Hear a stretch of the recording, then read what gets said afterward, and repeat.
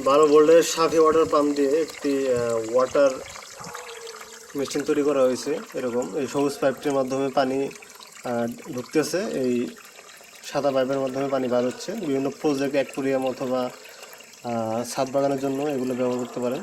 পানির ফ্লো দেখতে পাচ্ছেন অনেক ভালো, মোটামুটি। তো মোটামুটি 10 ফুট উপরে পানি তুলতে পারবেন, বাট 5 ফুট পর্যন্ত পানির ফ্লো মোটামুটি বেশি পাবেন। যত উপরে তুলবেন পানির ফ্লো একটু কমবে। হ্যাঁ, মোটামুটি 10 ফুট পর্যন্ত পানি তুলতে পারবেন এরকম সেট আপ করলে। হ্যাঁ, পানি মোটর কিন্তু ডাইরেক্ট পানির নিচে রাখিনি, কারণ এটি হলো চায়না মাস্টার কপি, পানি ঢুকতে পারে সেজন্য। তো দেখতে পাচ্ছেন পানির ফ্লো কীরকম।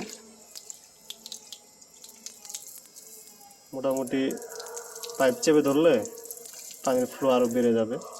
মানে যত চিকন পাইপ ব্যবহার করবেন তত পানির ফ্লোটা, মানে পানির স্পিডটা বেশি পাবেন এরকম। এটি যে পাইপ ব্যবহার করতেছে এটি হলো মনে হয় 6 থেকে 7 মিলিমিটারের পাইপ। আরও চিকন পাইপ ব্যবহার করলে আরও পানির ফ্লো বেশি পাবেন এরকম। যাদের লাগবে তারা হোয়াটসঅ্যাপ করতে পারেন। ধন্যবাদ।